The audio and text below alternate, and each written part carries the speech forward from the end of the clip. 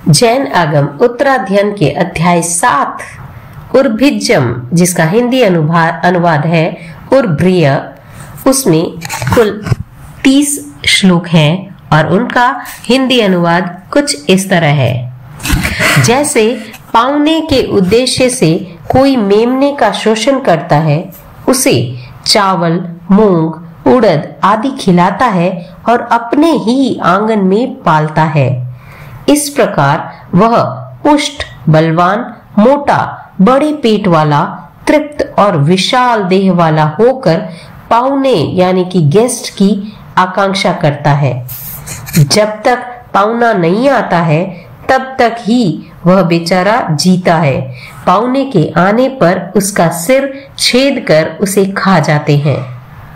जैसे पाउने के लिए निश्चित किया हुआ वह मेमना यथार्थ में उसकी आकांक्षा करता है, वैसे ही अधर्मिष्ठ अज्ञानी जीव यथार्थ में नरक के आयुष्य की इच्छा करता है।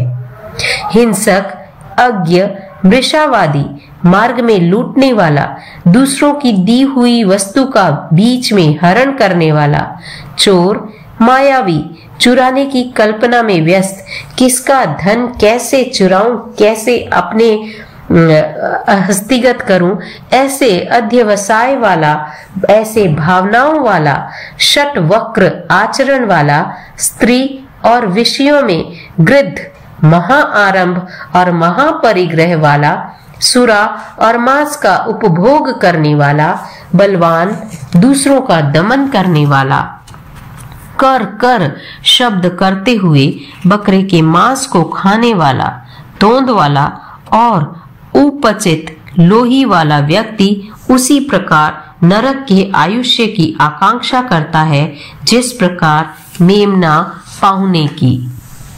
आसन, शैया, यान, धन और काम विषयों को भोगकर दुख से एकत्रित किए हुए धन को द्यूत आदि के द्वारा गंवाकर बहुत कर्मों को संचित कर कर्मों से भारी बना हुआ केवल वर्तमान को ही देखने वाला जीव मरणांत काल में उसी प्रकार शोक करता है, जिस प्रकार पाउने के यानी गेस्ट के आने पर मेमना।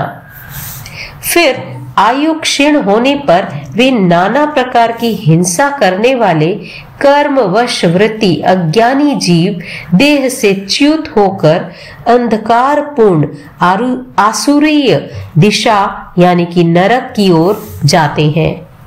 जैसे कोई मनुष्य काकिनी के लिए यानी कि थोड़े से पैसों के लिए 1000 रुपए गंवा देता है, जैसे कोई राजा अपथ्य आम को खाकर राज्य से हाथ धो बैठता है, वैसे ही जो व्यक्ति मानवीय भोगों में आसक्त होता है वह दैवी भोगों को हार जाता है।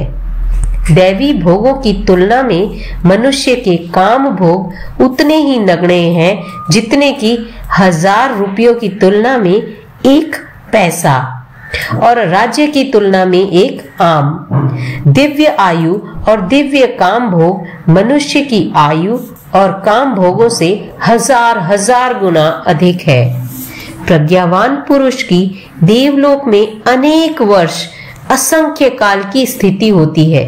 यह ज्ञात होने पर भी मूर्ख मनुष्य 100 वर्ष जितने छोटे से जीवन के लिए उन दीर्घकालीन सुखों को हार जाता है। जैसे 3 वणिक मूल पूंजी को लेकर निकले, उनमें से एक लाभ उठाता है, एक मूल लेकर लौटता है और एक मूल को भी गंवाकर वापस आता है। यह व्यापार की उपमा है।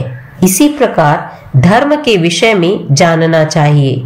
मनुष्यत्व मूल धन है, देवगति लाभ रूप है। मूल के नाश से जीव निश्चित ही नरक और तिर्यंच गति में जाते हैं।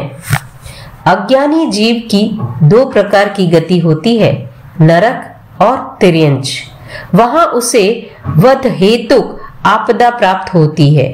वह लोलुप और वंचक पुरुष देवत्व और मनुष्यत्व को पहले ही हार जाता है। द्विविध दुर्गति में गया हुआ जीव सदा हारा हुआ होता है। उसका उनसे बाहर निकलना लंबे काल के लिए दुर्लभ होता है। इस प्रकार हारे हुए को देखकर तथा बाल और पंडित की तुलना कर जो मानुषी योनि में आते हैं वे मूल धन के साथ प्रवेश करते हैं। जो मनुष्य विविध परिमाण वाली शिक्षाओं द्वारा घर में रहते हुए भी सुव्रती हैं, वे मानुषी योनि में उत्पन्न होते हैं, क्योंकि प्राणी कर्म सत्य होते हैं, अपने किए हुए कर्मों का फल अवश्य पाते हैं। जिनके पास विपुल शिक्षा है वे शील संपन्न और उत्तरोत्तर गुणों को प्राप्त करने वाले अधीन पराक्रमी पुरुष मूल धन यानी कि मनुष्यत्व का अतिक्रमण करके देवत्व को प्राप्त होते हैं। इस प्रकार पराक्रमी भिक्षु और गृहस्थ को अर्थात उनके पराक्रम फल को जानकर विवेकी पुरुष ऐसे लाभ को कैसे खोएगा? वह कषाय के द्वारा पराजित होता हुआ क्या यह नहीं जानता कि मैं पराजित हो रहा हूं? यह जानते हुए उसे पराजित नहीं होना चाहिए। मनुष्य संबंधी काम भोग देव संबंधी काम भोगों की तुलना में वैसे ही है जैसे कोई व्यक्ति कुश की नोक पर टिके हुए जल बिंदु की समुद्र से तुलना करता है। कुश यानी घास के नोक पर टिके हुए जल बिंदु। इस अति संक्षिप्त आयु में ये काम भोग कुशाग्र पर स्थित जल बिंदु जितने होते हैं। फिर भी किस हेतु को सामने रखकर मनुष्य योगक्षेम को नहीं समझता। इस मनुष्य भाव में काम भोगों से निवृत्त न होने वाले पुरुष का आत्म प्रयोजन नष्ट हो जाता है। वह पार ले जाने वाले मार्ग को सुनकर भी बार बार भ्रष्ट हो जाता है। इस मनुष्य भाव में काम भोगों से निवृत्त होने वाले पुरुष का आत्म प्रयोजन नष्ट नहीं होता। वह पूती देह यानी औदारिक शरीर को का निरोध कर देव होता है, ऐसा मैंने सुना है। देवलोक से च्युत होकर वह जीव विपुल रिद्धि, द्युति, यश, वर्ण, रंग, रूप, आयु और अनुत्तर सुख वाले मनुष्य कुलों में उत्पन्न होता है। तू बाल अज्ञानी जीव की मूर्खता को देख। वह अधर्म को ग्रहण कर धर्म को छोड़ अधर्मिष्ठ बन नरक में उत्पन्न होता है। सब धर्मों का पालन करने वाले धीर पुरुष को की धीरता को देख। वह अधर्म को छोड़कर धर्मिष्ठ बन देवों में उत्पन्न होता है। पंडित मुनि बाल भाव और अबाल भाव की तुलना कर बाल भाव को छोड़ अबाल भाव का सेवन करता है, ऐसा मैं कहता हूं। ओम अरहम।